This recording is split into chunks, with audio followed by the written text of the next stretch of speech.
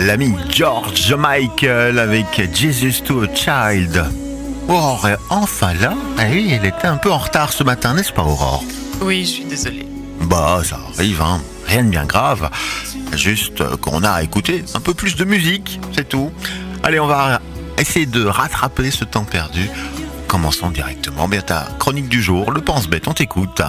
Alors Ben, c'était en début de semaine que la RTBF nous révélait les grandes lignes du sondage qui nous apprenait notamment que 90% des Belges pensent que nous allons droit dans le mur.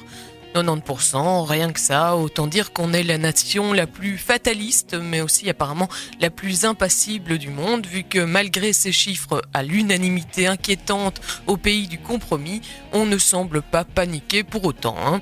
Au contraire, je ne sais pas qui dans ce scénario est au volant exactement, mais en tout cas, conducteur ou passager, on aura rarement vu catastrophe annoncée avec autant de calme et aussi peu de réaction.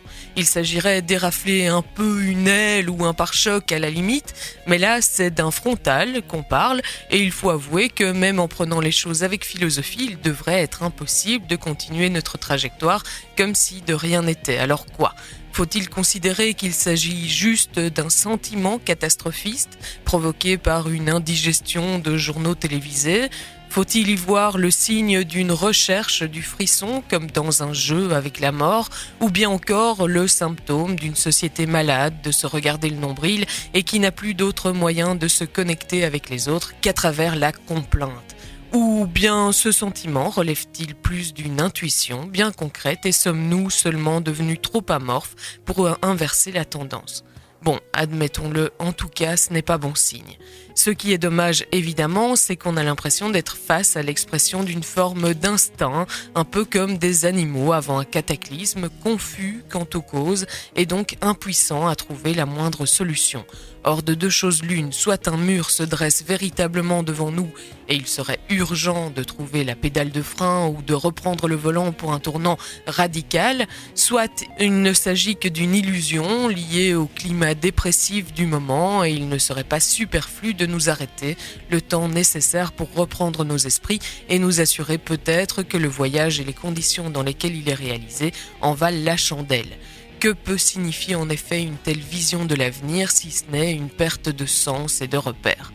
Pourquoi continuer à suivre une route dont plus personne ne semble savoir où elle est censée nous mener ? Je sais bien sûr qu'il n'est pas envisageable de tout arrêter, comme on pourrait éventuellement le faire quand on a besoin de prendre du recul sur notre vie personnelle, mais on ne peut nier non plus que la marche folle qui s'impose à nous actuellement réduit, voire détruit notre liberté parce qu'elle annihile notre conscience. Aussi, décélérer, calmer le jeu, refuser de nous enfoncer davantage dans un système qui nous étourdit au mieux et nous condamne au pire, doit être un objectif prioritaire à entamer au plus vite, si l'on veut sortir du constat alarmiste actuel. Bien, Aurore, on va tenter un peu de changer les choses. Tu sais, moi j'ai une petite expression habituelle quand je parle de cette situation. Je dis toujours, je ne sais pas où on va, mais on y va. Oui, mais c'est peut-être qu'on peut aussi décider de ne pas y aller, non ? Ouais, c'est vrai. C'est pas faux. Ouais, non, on va réfléchir, méditer sur la question.